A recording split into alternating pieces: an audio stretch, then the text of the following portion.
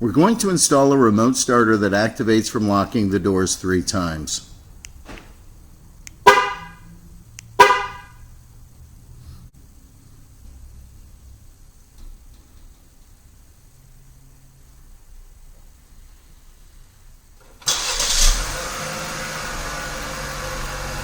We're going to install a plug-and-play remote starter on a vehicle that uses the Fortin GMT6 T-Harness and Evo All. The video can be used for all applications that use the GMT6 T-Harness. I'm going to go over the differences between the installations. For the most part, the installations are identical with a few variations in component location. Before starting the installation, we need to determine where the BCM of the vehicle is mounted. I'm going to go over a few of the common locations.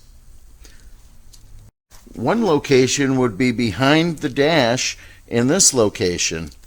Another common spot for many of the applications is behind the center console plastic on the passenger side of the vehicle. Another location on some models is behind the glove box. In your instructions, you will have a component locator that will show you the location of the BCM. So in whatever the vehicle is, this component locator is going to show you where the BCM is located. Well, here's an example for the Cadillac ATS. BCM is located behind the glove box. CTS, the BCM is located under the driver's dash. This would be an example for the Chevy Equinox, located behind the plastic of the center console. So on your paper instructions, you can figure out where your BCM is. If you have any doubts about getting to the BCM, try to access the BCM before purchasing the device. The vehicle we're working on has the BCM located on the passenger side of the center console. We're going to remove the side panel of the console to access the BCM. Now keep in mind, whatever vehicle you're working on, the installation is identical except for the location of the BCM at this point. So we're going to go ahead and we're going to access the BCM of this vehicle. We're going to remove the round plug on the side of the center console. Behind the plug, we're going to have a 7mm screw. We're going to remove the 7mm screw.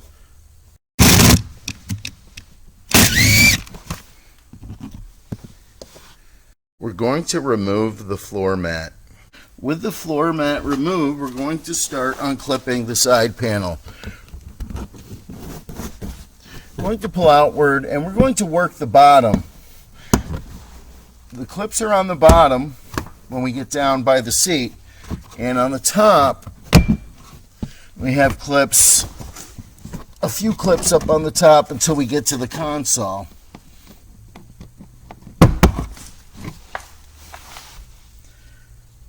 Now beyond this point there's no clips. There's a lip that goes up underneath here, so we don't want to pull on it anymore up on the top. We want to pull from the bottom and undo all the clips and then slide the panel down. Go ahead, do that, and you'll see the panel will come down. This is the lip I was talking about, and we're going to go ahead and just remove the side panel. With the side panel removed, we have access to the BCM of the vehicle.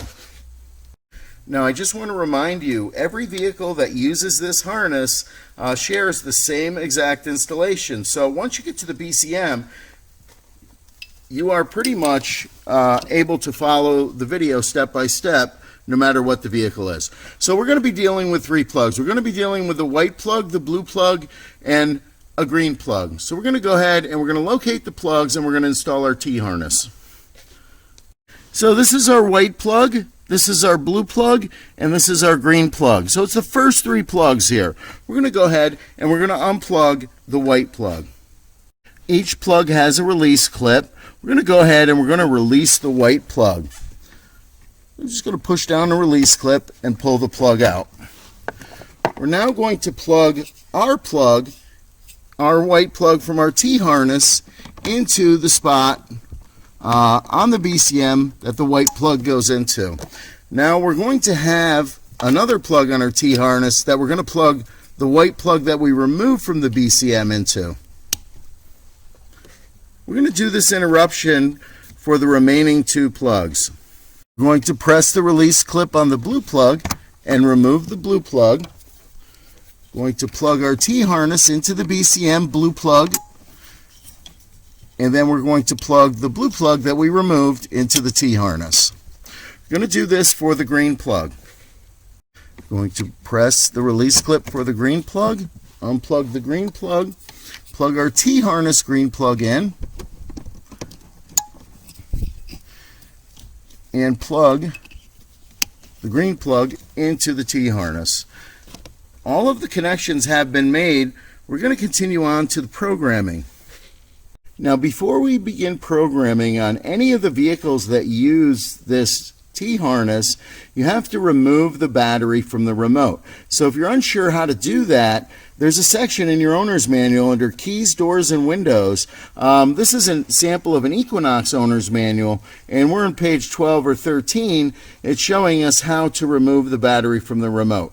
So if this video doesn't accurately show you how to remove your battery, you can refer to your owner's manual to remove the battery from the remote. I'm going to go ahead and remove the battery from the remote on the vehicle I am working on. So we're going to slide the key out of the remote. Then we're going to use a screwdriver, and we're going to put it in the spot where the key was, and we're going to turn it. When we turn it, you see the remote separating. We can open it up, and we can separate the battery, which is in the back half. We don't have to pull the battery out of this. We just have to take the back of the remote off on this one, and now we have the battery removed. So we're going to be using this portion of the remote to do our programming. Now we have the battery removed from our remote, and we're going to go ahead and we have to place this remote in a location in the vehicle during programming, and it varies between vehicles. So this is the only other difference in the installation. So I'm going to show you some examples, and I'm going to show you how to figure out with the instructions or without the instructions where you would have to place your key. So we have a section in the instructions that will tell you where to place the key depending on the vehicle, and here's just some of the examples, and it shows you this one would be for the Verano. You would put that in the cup holder in the front of the console. Again, the Blazer, it would go in the cup holder. In the Malibu, it looks like it goes inside the console, and the Traverse, it looks like it goes inside the console. So whatever the case may be, this will be in your paper instructions, the instructions that we're working on, the first steps of the programming. Remove the battery, place the remote here. So we're going to be in the center console with our remote, and I'm going to show you another way you can figure out where your key would go. Now, in the same section, in your owner's manual of how to remove the battery, the Keys, Doors, and Windows section, there's a few chapters here that talk about starting the vehicle with a low transmitter battery. So they have to have an auxiliary means of starting the vehicle in the event the battery in the remote goes dead. So if your battery in your remote goes dead, you have to place your key in the same spot that you would use for this programming procedure. So again, you can look at your owner's manual, and it'll tell you where to place your key in the event your battery in the remote is dead, and this would be the same spot. So this vehicle requires the fob to be placed in the front cup holder of the center console. We're going to start the pairing procedure. We're sitting in the vehicle with all the doors closed. We're going to locate the program button on the top of the module. We're going to hold the program button while we insert the 4-pin data plug. When we do this, there's 3 LED lights on the front that are going to begin to cycle. We want to release when we see the yellow LED lit. So we're going to go ahead, we're going to hold the program button down, and we're going to plug in the 4-pin data plug. Our lights are going to begin to cycle. We're going to release the button when we have a yellow light lit. We're now going to plug in the remaining connectors, being very careful not to touch the button. So we're going to plug in our 20 pin, and we're going to plug in our white plug, and we're going to plug in our red plug.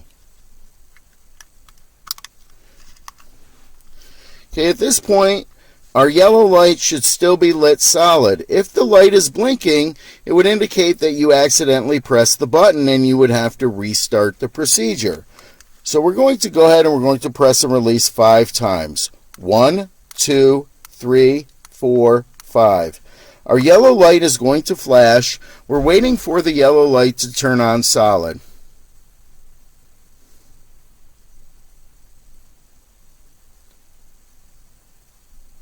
At this point, we're going to open and close the driver door to the vehicle.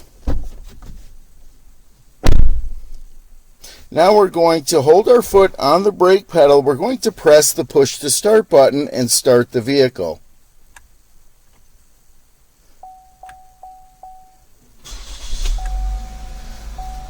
The yellow light will turn off, the red light will turn on. We're going to take our foot off of the brake pedal, and we're going to press the push to start button to shut the engine off. We're now going to open the driver's door and close it. Now we're going to hold our foot on the brake pedal, and we're going to start the engine again with the push button.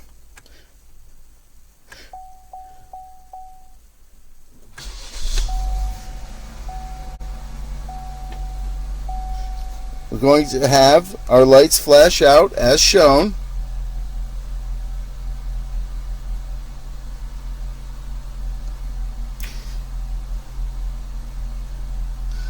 The flashing blue light is indication that the programming has been completed.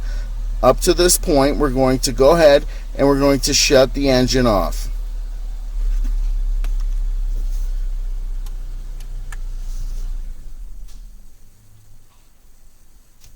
We're going to disconnect our module, and we're going to run the decryptor process from our Windows 10 PC. So we're going to unplug the red plug, the white plug, the 20-pin plug, and the 4-pin data plug. We have the Flash Link Manager up and running. We're going to go ahead and we're going to connect our module. If you don't know where and how to download the Flash Link Manager, click the information icon on the top of your screen. You will be directed to another video that will show you where and how to download the Flash Link Manager. We have our screen open. Keep in mind, if the vehicle doesn't exactly match the model year, it doesn't. It just has to use this firmware or the current firmware. So really the vehicle is kind of irrelevant. As long as the firmware is loaded, it will work. So we're going to go ahead and we're going to make sure that we're in Pro mode. Now, if you click the information icon, there's a little section about Pro mode. If you come up to a screen that does not look like this, you want to push the gear cog icon here. You want to click on it. And you want to select Pro mode. Okay, so my default is Pro mode. It always comes up in Pro mode. Yours will probably be Wizard mode. So make sure you select Pro mode and go to Pro mode before you continue on. If you don't, you're going to reflash the module and erase some of the settings that I put in there, and you will have problems with it completing successfully. So you want to click the Decryptor tab. You'll see a screen that looks like this. We're going to send the data. And we do this, we're sending the data to the Fortin server for decryption. It will be decrypted, it will be loaded back on the module.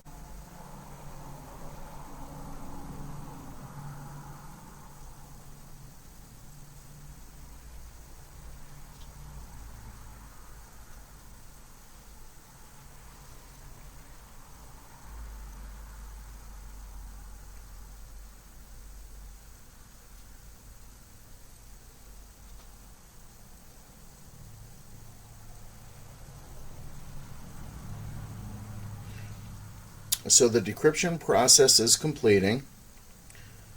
We have a screen that indicates that the process is complete. We're going to unplug the module and return to the vehicle. So we're back at the vehicle. We're going to plug our module back in. We're going to go ahead and we're going to plug in the 4-pin data plug. We're not going to hold any buttons. We're going to plug in the 20-pin plug. We're going to plug in our white and our red plug. We're going to want to make sure we have all of our plugs plugged in. Going to remove the key fob from the cup holder. Remember, we left it here the whole time we were programming our half of a key fob with no battery. Going to reassemble the key fob. Simply going to place the back on and snap it back together. And we can go ahead and we can test it. Now, we know our key fob is working. It's snapped back together. So we want to check to see if our device is communicating with the vehicle. We can go ahead and we can lock the door one time. When we lock the door, the blue light on the module will blink one time. This is confirmation that our device is communicating with the vehicle. We're going to do a remote start test.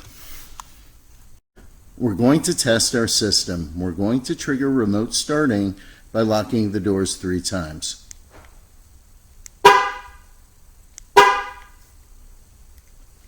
Locking the doors 3 times will trigger remote start.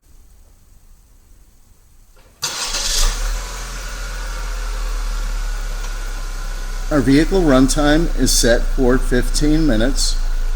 To drive the vehicle, simply enter the vehicle, close the door, press the brake pedal, put the vehicle in gear, and drive.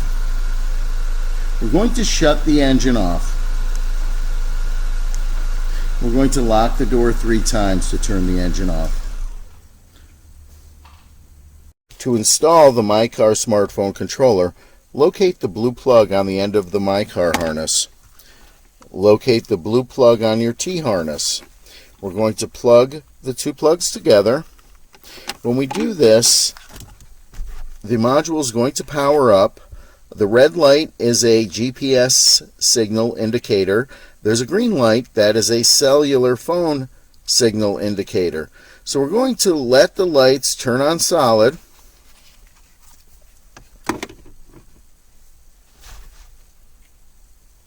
We're going to download the Mycar app and install it on your phone.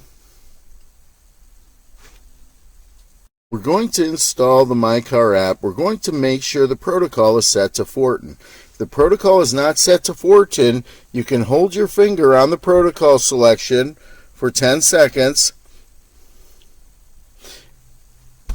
and it will give you this message, a warning about changing the protocol. We're going to click OK.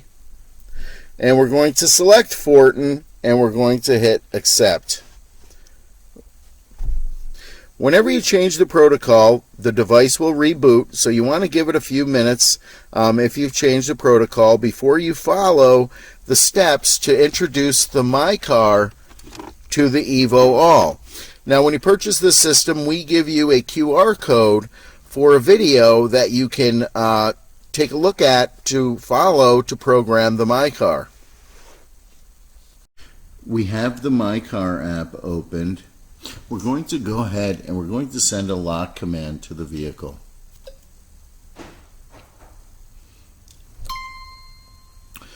We have our door lock indicator showing that the doors are locked. We have a signal strength and battery voltage. We have the temperature inside the vehicle. We're going to go ahead and we're going to unlock the doors.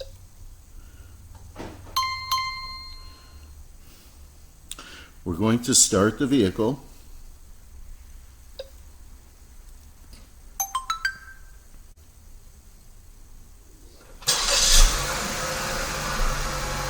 Our engine is up and running.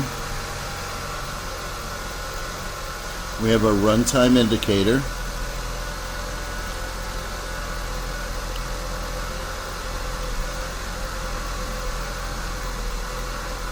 We're going to go ahead and we're going to turn the engine off.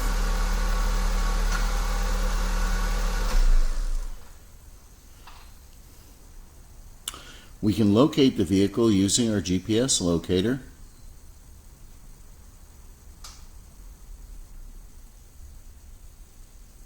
After installing the Mycar smartphone controller, we still retain the ability to do the 3-lock starting from the OEM remote.